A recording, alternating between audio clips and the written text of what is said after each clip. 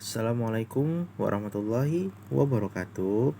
Selamat pagi anak-anak. Hari ini kita akan memakai buku Pupena jilid 6A.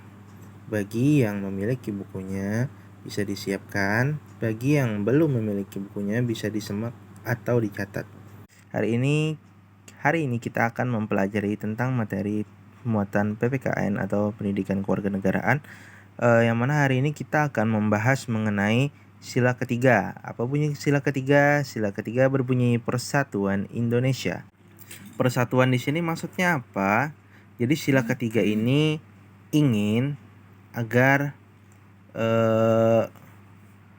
rakyat Indonesia itu saling bersatu, artinya saling mendukung, saling menghargai, saling menyemangati, saling membantu, saling bergotong royong, dan lain-lain untuk kesatuan Republik Indonesia. Nah, jadi di sila ketiga ini sebenarnya ada semangat persatuan yang mana pada hakikatnya ingin membuat rakyat Indonesia itu saling mendukung satu sama lain, tidak saling mencela, tidak saling menjatuhkan. Nah, kemudian di sini ada beberapa contoh sikap atau nilai-nilai yang terkandung dalam sila ketiga Pancasila.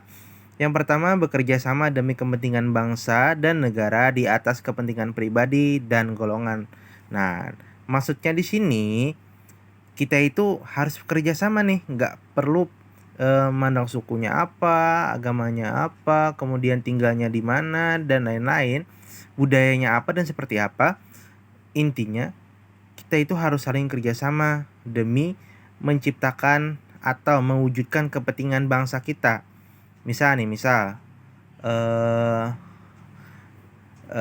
contohnya nih kayak gini, bergotong royong membersihkan lingkungan. Kita itu harus saling kerjasama supaya pekerjaan itu berhasil, lebih mudah, dan kita bisa mendapatkan hasil yang maksimal. Nah, kepentingan bangsa itu nggak mesti di negara aja lah, cuma bisa juga di sekolah atau di rumah. Nah, jadi harus saling tolong menolong, jangan memandang fisiknya, sukunya, rasnya, agamanya, atau apapun.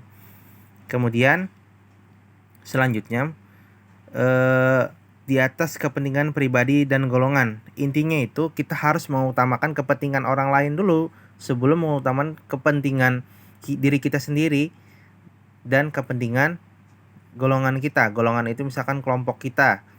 Contoh, si A punya kelompok, kemudian hari itu dia mau gotong royong ke sekolah atau di lingkungan rumahnya.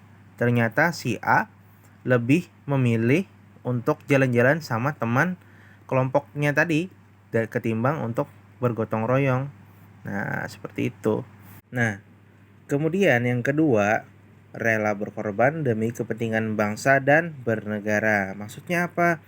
Nah, jadi misal kita punya tenaga, kita punya uang misalkan juga, dan kita juga punya pikiran. Kita sumbangkan semua itu, kita korbankan semua itu agar kepentingan bangsa dan negara kita itu bisa tercapai dan kita bisa memperoleh hasil yang baik.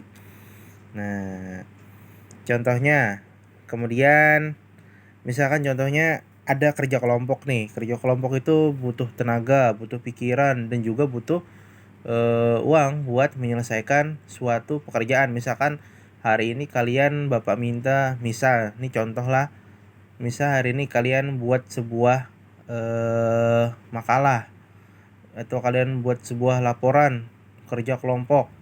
Laporannya tentang hewan-hewan yang ada di sekitar rumah kalian.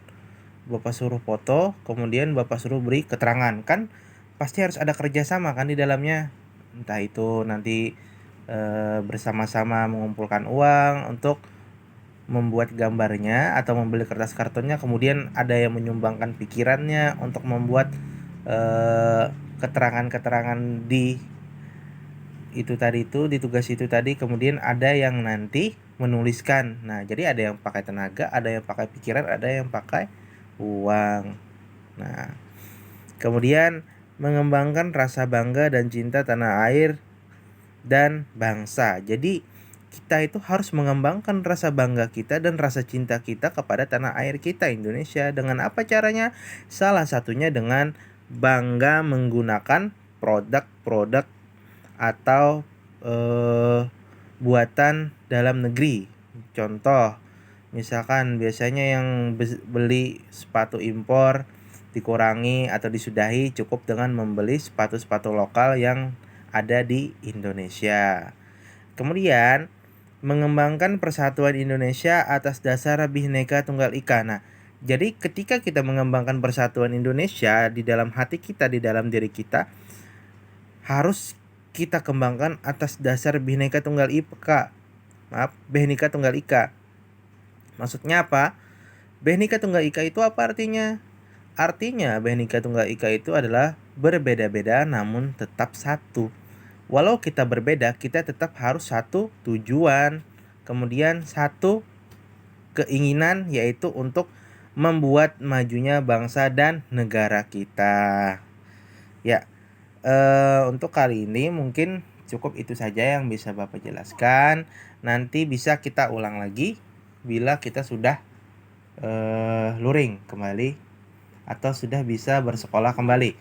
Nah, untuk hari ini tugasnya silakan kalian simak baik-baik apa yang Bapak jelaskan tadi, kemudian kalian buat kesimpulan dari apa yang Bapak jelaskan tadi. Nah, untuk hari ini cukup itu saja Bapak akhiri. Assalamualaikum warahmatullahi wabarakatuh. Terima kasih.